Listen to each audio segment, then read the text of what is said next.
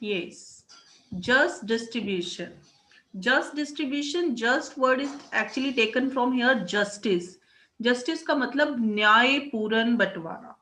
To achieve social justice in society, government might have to do more than just ensure that law and policy that treats individual in a fair manner.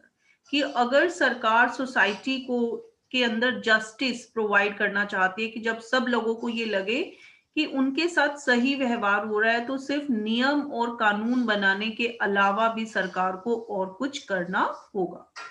Social justice also concerns the just distribution of goods and services, whether it is between the nations or between the different groups and individual within a society. अब अगर हम बात करें world level पर, तो ऐसा नहीं है कि जो रिसोर्सेज हैं, जो सर्विसेज हैं, वो सभी कंट्रीज में इक्वली डिवाइडेड हैं. कुछ कंट्रीज जो हैं वो अमीर हैं और कुछ गरीब हैं. और अगर हम एक पर्टिकुलर कंट्री की बात करें, तो वहां पर भी ऐसा है कि कुछ सोसाइटीज, कुछ कम्युनिटीज जो हैं वो गरीब हैं और कुछ अमीर हैं. और इसी तरह से अगर हम सोशल लेवल पर देखें कि कुछ अपर कास्ट है, कुछ लोअर कास्ट है, तो इफ अब देखिए, ये हमने पिछले चैप्टर में बात की थी कि सभी को इक्वल लेवल पर लाना that is not possible, and that is not good for the health of any country. क्योंकि अगर हम सभी को इक्वल लेवल पर लाकर खड़ा कर देंगे, तो कंट्री का ग्रोथ जो है वो रुक जाएगा. So if there are serious economic or social inequalities in a society, it might become necessary to try and redistribute some of the important resources of the society to provide something like a level playing field for citizen.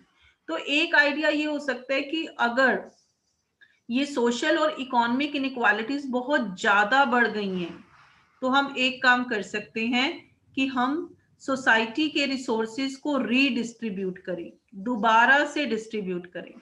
लेकिन that is not an easy job, क्योंकि अब जो लोग बहुत ज्यादा resources को अपने हाथ में लेकर बैठे हैं, वो इस डिस्ट्रीब्यूशन के लिए कभी अग्री नहीं होंगे.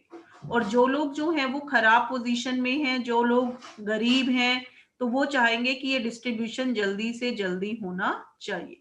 तो therefore within a country, social justice would require not only that people be treated in equally in terms of laws and policies of the society, but also they enjoy some basic equality of life condition and opportunities. तो अगर हम किसी country के अंदर social justice लाना चाहते हैं, तो जरूरी नहीं है कि ये काफी नहीं है कि सिर्फ नियम और कानूनों से सबको इक्वल किया जाए, बल्कि उसके लिए सभी लोगों को कम से कम बेसिक जो इक्वालिटी ऑफ लाइफ कंडीशन है वो सबको मिलनी ही चाहिए. This is seen as necessary for each person to be able to pursue his or her objective and express himself.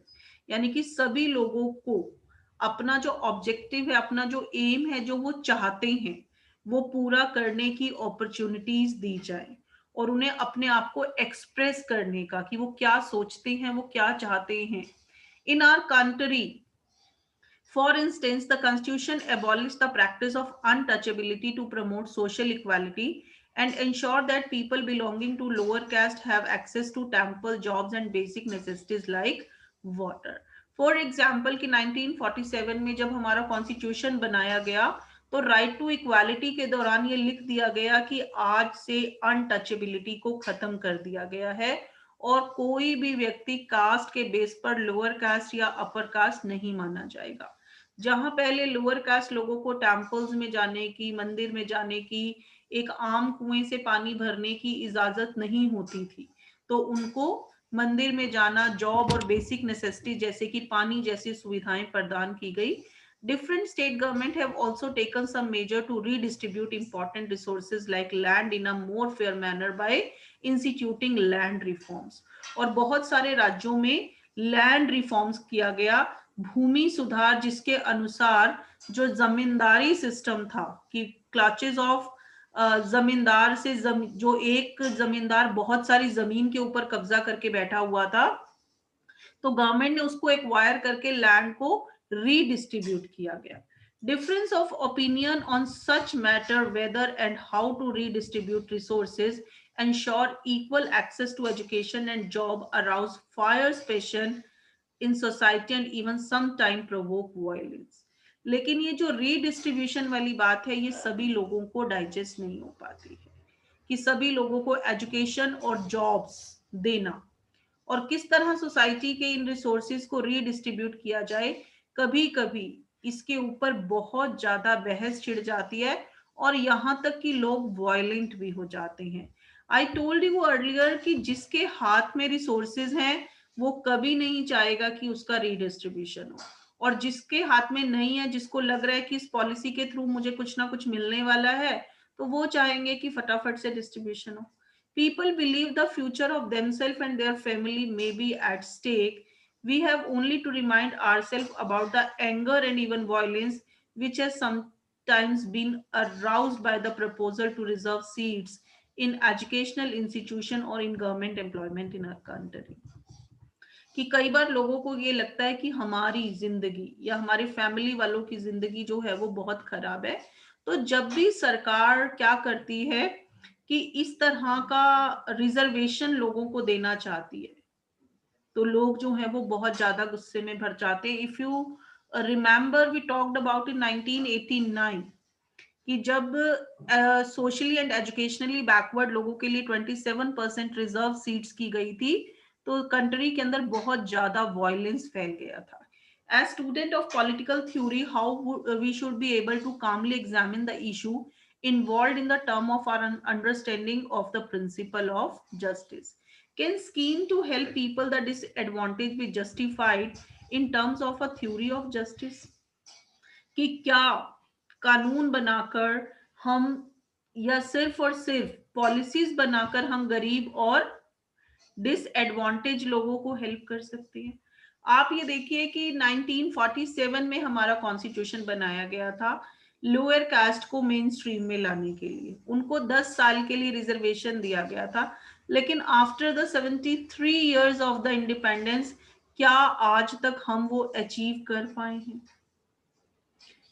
So in this section, we will discuss the theory of just distribution put forward by the well-known philosopher John Rawls.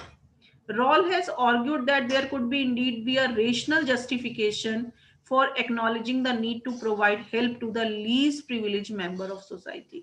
तो यहाँ पर कुछ जो थोड़ा सा acceptable हमें theory लगती है, वो लगती है पॉलिटिकल फिलोसोफर जॉन रॉल की.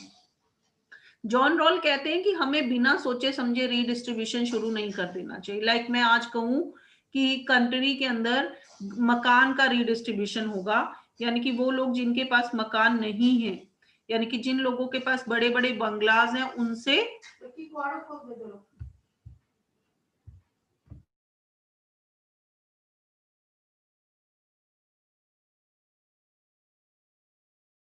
कर उन लोगों को सामान दिया जाएगा जो जिनके पास मकान नहीं है.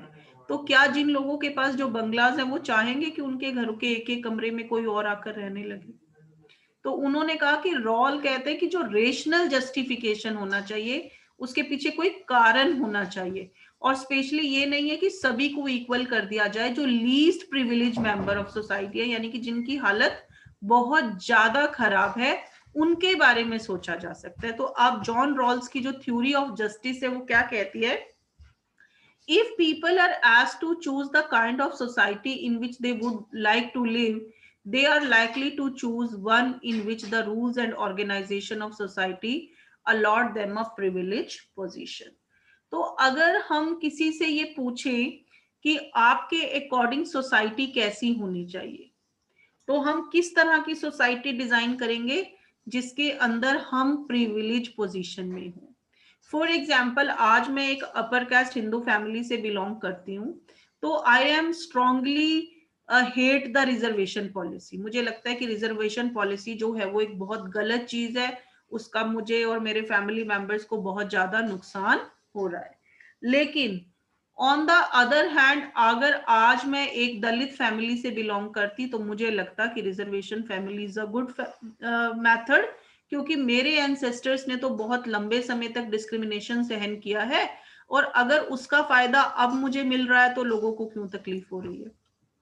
यही होगा ना कि अगर हम लोगों से पूछें कि वो किस तरह की सोसाइटी में रहना चाहते हैं, नेचुरली हर इंसान उस सोसाइटी को चूज करना चाहेगा जिसके रूल्स और रेगुलेशन उसको प्रिविलेज पोजीशन में रखते हैं.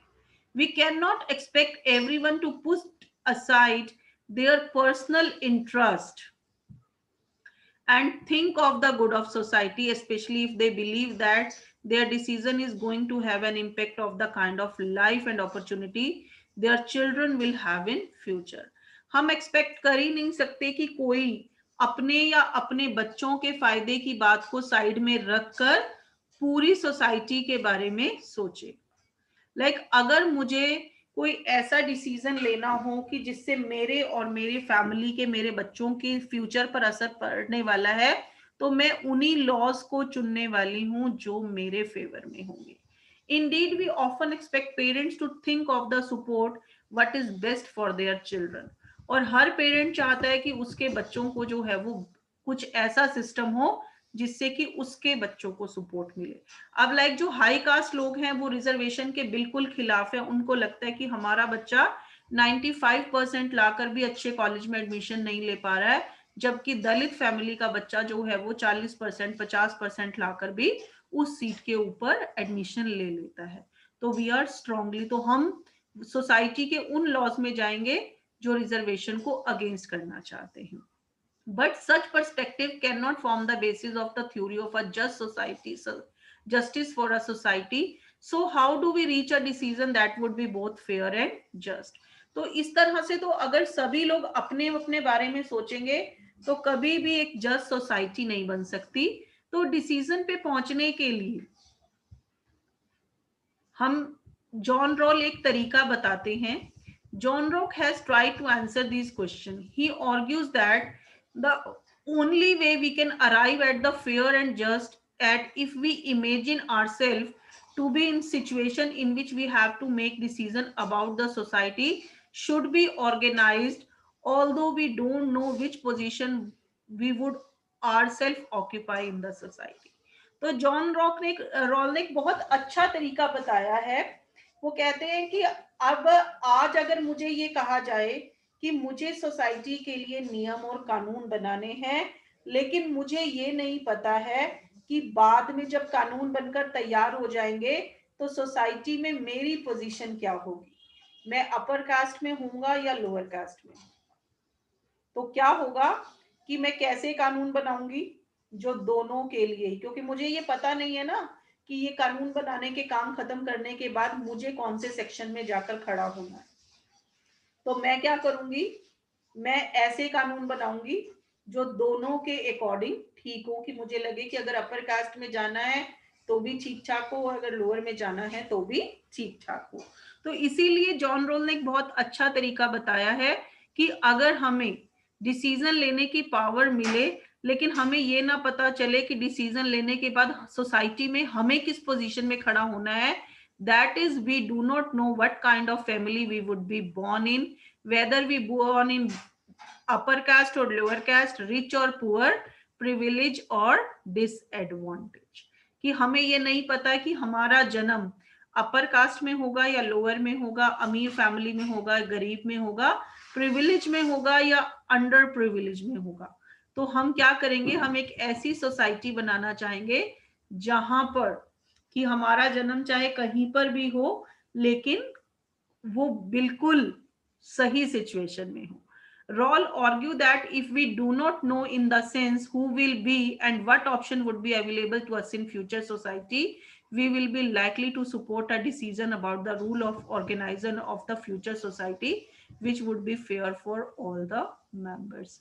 कि अगर हमें ये ना पता हो कि फ्यूचर में हम किस सोसाइटी का हिस्सा बनने वाले हैं तो क्या होगा कि हम वो रूल्स और ऑर्गेनाइजेशन फ्यूचर्स के लिए चाहेंगे जो सभी मेंबर्स के लिए fair. Rawls described this as thinking under a veil of ignorance. तो ये veil of ignorance is a really important concept. तो Rawls इस thinking को veil of ignorance के बेस पर डिस्क्राइब करते हैं. He expect that in such a situation of complete ignorance, about our possible position and status in society, each person would decide in the way they generally do, and this is in term of their own interest. कि अगर हम पूरी तरह से ignorant हो जाएं, हमें ये ना पता हो कि नियम और कानून बनने के बाद कि हम किस सिचुएशन में पहुंच जाएंगे, तो श्योरली हम चाहेंगे कि नियम और कानून सभी के लिए सही हो. But since no one know who he would be and what is going to benefit him, each will advise the future society from the point of view of the worst off. तो अगर हमें ये नहीं पता है कि future में हमें किस सोसाइटी का हिस्सा बनना है, तो हम सबसे खराब से खराब चीज के बारे में सोचेंगे कि अच्छा अगर हमारा लोअर कास्ट में जन्म होता है, अगर हमारा गरीब फैमिली में जन्म होता है, या हम अंडर बिल्कुल लीस्ट फैमिली में हमारा जन्म होता है, तो हम क्या क्या कानून बनाएं ताकि हम अपने आप को ऊपर उठा सके. तो it will be clear to a person who can reason and think for himself, and those who are born privilege will enjoy certain special opportunities. तो हम क्या करेंगे, हमारे मन में जैसे घूमना शुरू हो जाएगा कि अगर हमारा जन्म गरीब फैमिली में होगा तो हम क्या कानून बनाएं फ्यूचर के लिए कि गरीब लोगों का भला हो सके. अगर हमारा जन्म लोअर कास्ट फैमिली में हुआ तो हम ऐसे क्या कानून बनाएं कि लोअर कास्ट फैमिलीज को मदद मिल सके. तो ये क्लियर हो जाएगा कि हम तब उन अपने आप को उनकी जगह रखकर सोच सकते हैं. But if they have the misfortune of being a born in disadvantaged section of society, what few opportunity would be available to them.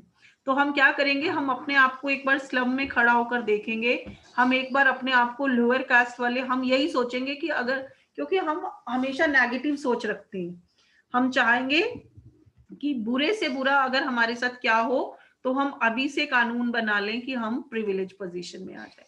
But if the misfortune of being born in disadvantaged section of society where few opportunity would be available to them, hence it would make sense for each person acting in his or own interest to try to think of the rules of organization that will ensure reasonable opportunity to the weaker section. तो क्या होगा, हर कानून बनाने वाला अपने interest के बारे में सोचेगा, और वो क्या देखेंगे कि जो वीकर सेक्शन है उनको कुछ ना कुछ रीजनेबल अपॉर्चुनिटीज मिलनी ही चाहिए.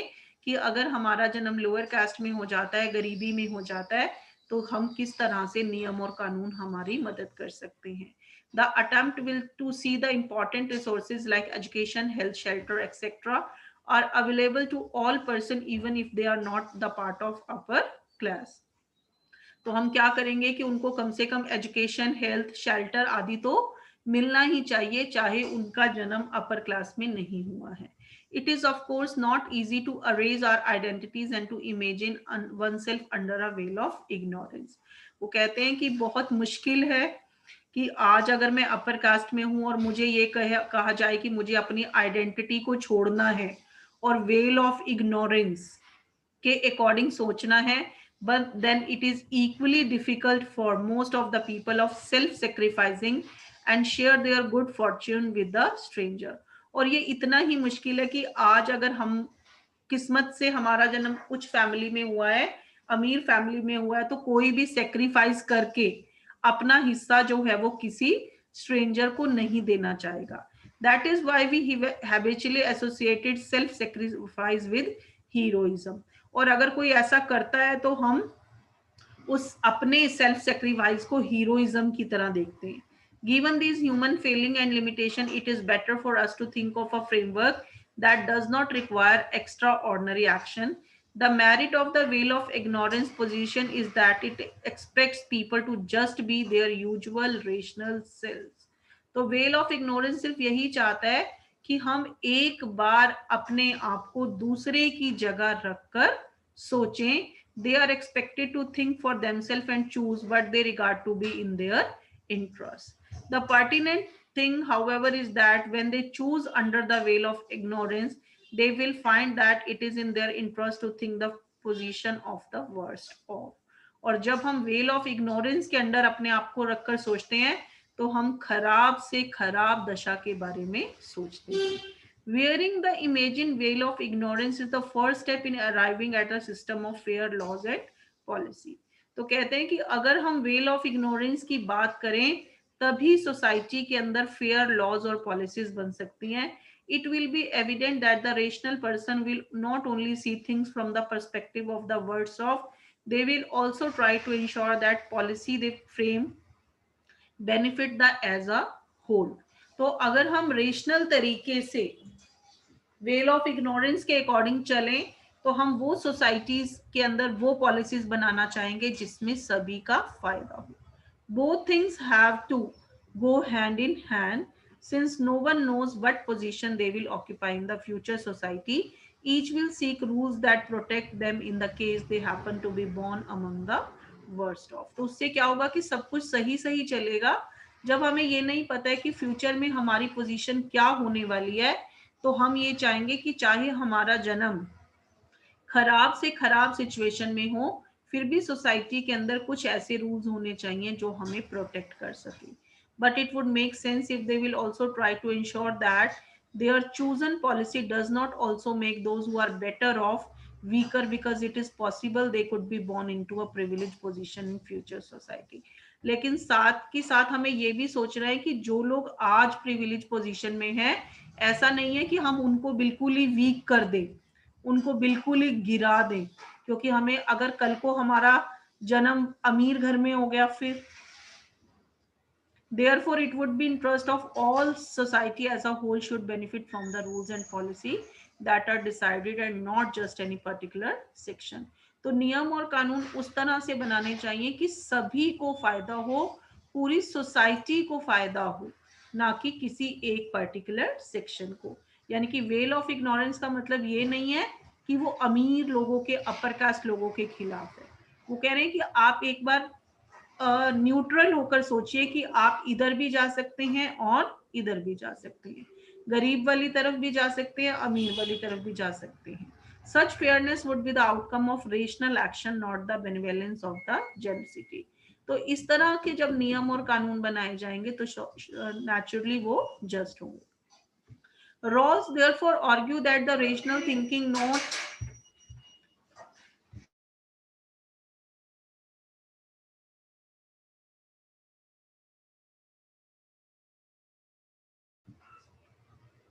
तो रॉल्स कहते हैं कि ये सिर्फ मोरालिटी की कंसीडरेशन पे नहीं होना चाहिए. It could be fair and जज impartially regarding how to distribute the benefits and the burdens of society. In this example, there are no goals or norm of morality that are given to us in advance. We remain free to determine what is better for ourselves. तो इसके अंदर हम morality की बात नहीं कर रहे हैं, इसके अंदर हम रेशनैलिटी की बात कर रहे हैं. It is this belief which makes Rawls' theory an important and compelling way to approach the question of fairness and justice. तो जॉन रोल्स अपने वेल ऑफ इग्नोरेंस के थ्रू हमें ये बताना चाहते हैं कि क्या तरीका एक हो सकता है जिसके थ्रू सोसाइटी के अंदर जस्ट डिस्ट्रीब्यूशन हो सके.